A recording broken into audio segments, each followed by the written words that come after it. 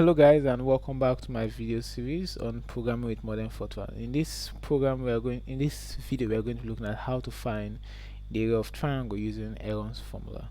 Now the Aaron's formula is the formula used to find the area of a triangle when you have three sides given. Okay, all triangles have three sides. So when you have the length of these three sides, then one of the formulas you could think of using, it's the Aaron's formula. First, I'm going to show us the formula, then we are going to write the program. We'll write the program using different ways actually. So this is the formula. I think we can get the formula here. So this is the formula we have. Area of the triangle, it's the square root of s times s minus a times s minus b times s minus c. You must have seen this formula a lot. It's called the Aaron's formula. And for you to find the value of s, it is a plus b plus c all over 2.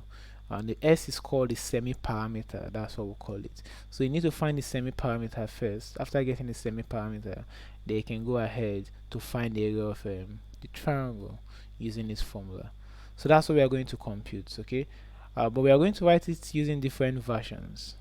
The first case is we are going to just put in the values and then we write the program and then we do what we have to do. The second version is we are going to get the values from the user and then we'll write the program. Okay, we'll find the area. So let's see how that works. So we'll go to our ID, which is the plateau ID. Where is my plateau ID? Okay, I think I have it here. So we'll go to plateau ID, we'll create a new file.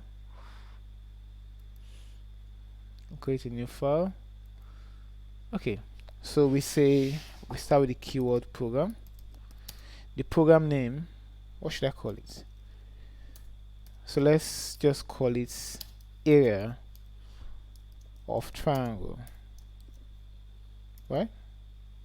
So let's call it area of triangle. So I'm going to end program, area of triangle. So I'll copy this and paste it here, area of triangle. Then between, I'm going to write all I need to write. Now I love indenting these programs. If you notice, it's not a crime not to indent it, and it's not a crime to indent it, but it helps readability. That's why I'm indenting it, so you know where the program starts and where it ends. Okay, so as usual, not as usual actually, from what I've explained the last time, we are going to be working with implicit none. So I'll say implicit none. The variables I want to use, I want to declare them. So I want to declare all of them as real because there is a possibility of them being decimal values. So I'll declare a, comma b, comma c, and then we have s, and then we have area. I'll declare all of them as real. Now you may not know all the variables you want to use at this point. It doesn't matter. Go ahead, write the program. Any variable you use in the program, come back and put it here. It's allowed. Okay.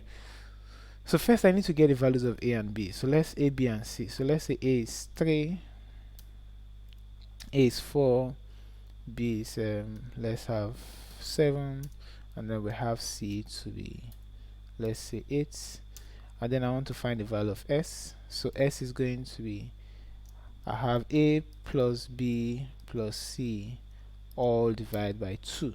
That's the value of s. Now I want to get the area. So the area is equal to, according to the formula, we have s times s minus a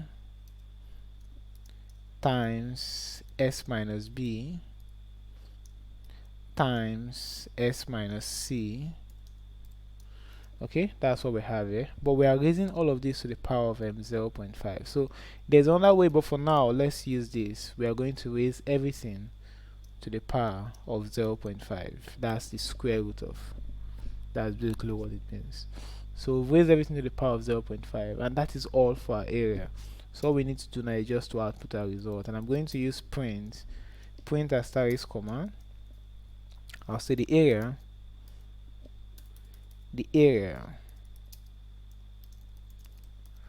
of the triangle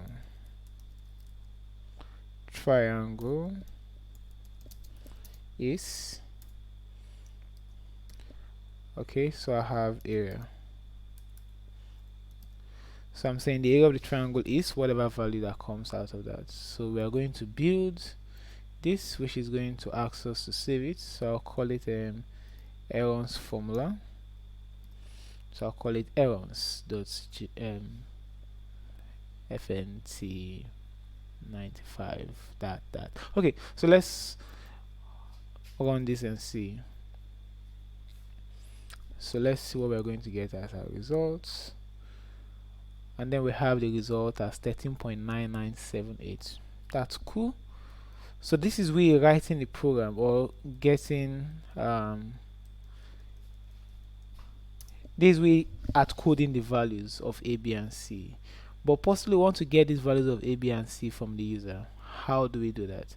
So it's as simple. We've seen this before. I'm going to wipe this, and then I'll use the read statement. So I'll say read asterisk comma asterisk. So I'll use read asterisk comma asterisk. I want to get values from the user. So I want to get a comma b comma c from the user. So I can put all of them on the same line, or I can put them on separate line. Here I'm putting them on the same line. So I'll start run where to ask me to build. I'll build and then run that. Now once the program is done running, you see that there is going to be a cursor blinking, actually waiting for me to put values.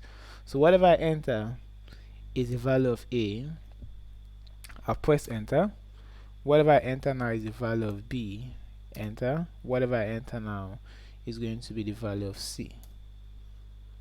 And now it's going to give me, okay, it's giving me an error. Now the reason it's giving us error is the result I have here is negative. Okay, I've gotten a negative value, so you can't find the square root of a negative value.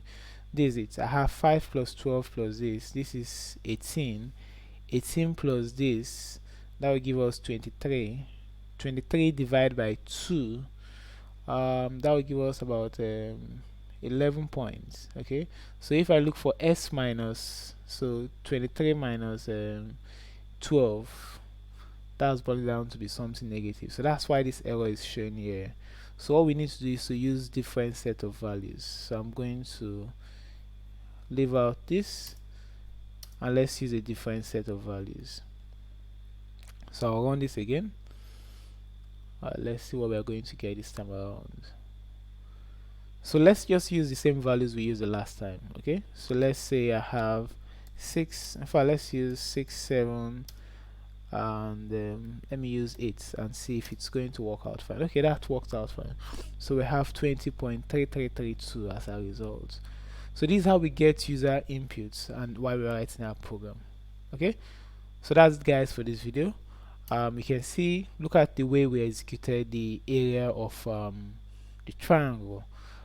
So what we'll be doing is just to be solving different questions for now. I'll solve like 5 different questions before we move on to the next concept, so that you see different ways we are going to execute our programs. Okay, so in the next program we are still going to make use of, in the next video we are still going to make use of the errands formula, but we are going to modify it. We'll use an inbuilt function, which is the SQL routine inbuilt function. That's what we are going to use to write this program. Okay, that's what we are going to be doing in the next video. So I'll see you guys in the next video. Bye bye.